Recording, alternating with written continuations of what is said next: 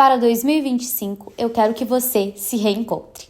Prazer, meu nome é Karina. Nesse canal a gente vai falar sobre reflexões filosóficas, psicologia analítica, mas principalmente como você pode entender aquilo que está de sutil sobre a vida e conseguir alcançar aquilo que você tanto quer. Então, vem comigo que hoje a gente vai falar sobre como você vai alcançar de fato as suas metas de 2025. Sim, eu sei, nesse exato momento você deve estar sendo bombardeado de conteúdos falando sobre a importância de você construir as suas metas, se você já escreveu as suas metas, quando você vai começar. Vem muitas cobranças no início do ano para que você de fato coloque ali em prática aquilo que você tanto prometeu que ia fazer. Percebo que existem dois grupos de pessoas, e eu me incluo nos dois em algum momento, que são: o primeiro grupo é aquele que fica animado, que começa a escrever, coloca um monte de coisa e depois, com o tempo, vai desanimando, vai parando de fazer e quando vai ver, não conseguiu finalizar o ano de acordo com o que queria lá no início. O segundo grupo já é aquele grupo que já começa o ano desanimado, já não sabe como fazer, fica perdido, são muitas informações e aí fala, não vou mexer com isso não. E se você está perdido em uma dessas duas situações, eu venho aqui para te tranquilizar que, primeiro, ainda há tempo de você fazer aquilo que você quer, ainda dá tempo de você escrever as suas metas, não precisa correr, principalmente, e que você possa olhar para dentro de si antes de começar a escrever essas metas. Não vamos nos precipitar tanto assim, não é mesmo? Eu sei que existe uma cobrança porque a gente está sempre olhando para o lado e vendo pessoas que já estão fazendo suas metas, que já iniciaram o dia 1º de janeiro fazendo tudo aquilo que queria fazer, e aí bate aquele medo de tipo, e se eu não conseguir? Ou então, as pessoas conseguem, mas eu não.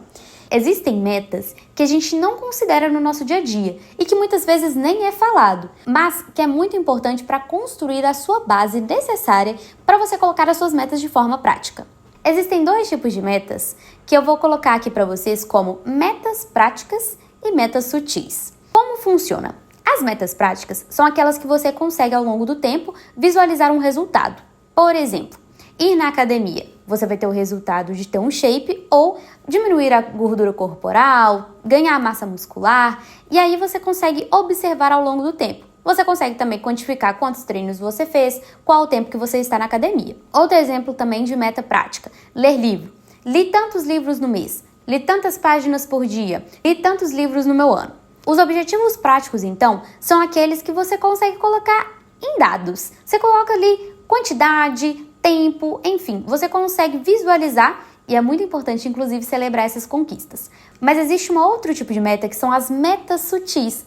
E esse nome eu deixei ele carinhosamente como meta sutil, porque são metas que a gente não observa tanto. Mas a sutileza vem daquilo que a gente não observa, mas que existe e que é muito importante. Que de insignificante não tenha nada, são metas que você vai colocar como um objetivo que você não tem um fim, a não ser que você estabeleça, que você vai utilizar aquela meta e depois você pode mudar ao longo do tempo, mas que você vai ter como base, como um ponto de partida para você começar as suas outras metas. O que seriam então as metas sutis? A meta sutil parte muito daquilo que você identificou como um problema para você no ano anterior, por exemplo, se você for fazer um balanço geral, e que você quer colocar isso como uma meta para você mudar. Exemplo, ano passado eu não postei muito nas minhas redes sociais, eu dei uma parada e fui muito inconstante. Às vezes eu voltava, tinha uma ideia, mas depois de um tempo eu ia lá e parava. Então a minha meta sutil para esse ano tem uma palavrinha, que inclusive eu acho que seria ideal você colocar em apenas uma palavra essa meta: constância. Para 2025, a minha vai ser constância. Esse é o meu ponto de partida para que eu possa, sempre me lembrar daquilo que eu preciso para que meu ano aconteça. Se você precisar, por exemplo, coloque como um post-it, essa meta. Outros tipos de metas sutis que você pode considerar se te faltou movimento, se te faltou vontade de agir, realizar, você pode colocar também movimento. Se você teve medo em algum momento, algum medo de falhar, algum medo de não ser suficiente, por exemplo, você pode colocar como meta autoconfiança. Essa palavra base que você vai colocar como meta sutil, eu sugiro você colocar apenas uma, porque aí você consegue focar, Então você não dispersa tanto ao longo do tempo com várias metas, que é uma meta que a gente não consegue quantificar, então seria um lembrete para você ter ao longo do ano.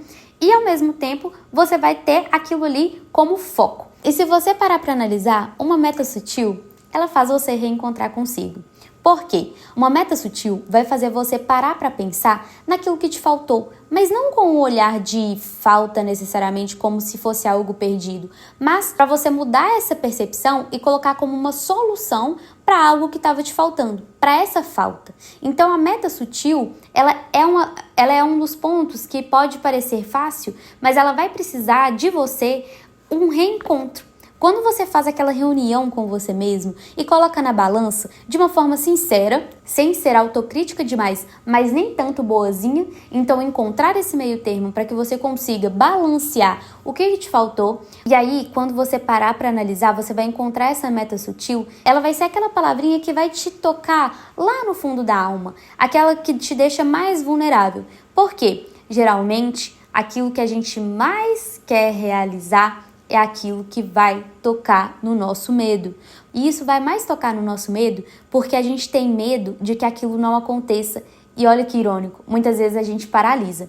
Pegando como exemplo a minha meta, que vai ser a constância, por exemplo, eu preciso de constância para que eu possa, de fato, conseguir alcançar os meus objetivos. Porque se eu não fizer, por exemplo, e me levar nesse lado vulnerável de não me expor, ficar com medo, o medo do fracasso, por exemplo, o medo do que as pessoas vão achar, eu não vou conseguir aquilo que eu quero como meta de objetivo prático. E é por isso que esse reencontro é tão necessário, para que você possa encarar aquilo que tanto está te paralisando. Para o ano de 2025, eu espero que você consiga encontrar a sua meta sutil, seja ela qual for, inclusive se divertir, para que você possa, de fato, viver aquilo que você quer viver, para que você encontre o equilíbrio entre aquele resultado prático junto com você descansar, você ter o seu tempo e você ter aquela meta que vai te sentir realizada. Na hora que você chegar no final do ano, por exemplo, e ver que você conseguiu cumprir, você acabou com o medo que você tinha no início do ano, vai ser tão gratificante que vai te fazer lembrar que essa meta vai não só para esse ano, mas para todo o resto da sua vida. Que você se reencontre, que você faça a sua reunião, aquela reunião que a gente bem sabe que vai trazer à tona muitas questões, que pode ser dolorido, não vou negar, mas que vai colocar aquela palavrinha que vai vir como uma intuição, que vai ser a sua meta sutil. Se você gostou desse vídeo, inscreva no meu canal, coloque nos comentários algo que você queira ouvir também sobre a vida, para a gente construir uma comunidade de pessoas que vão, de fato, ter não só um 2025, mas uma vida com muito mais leveza, disciplina, ao mesmo tempo que a gente encontra a nossa essência. Vamos juntos!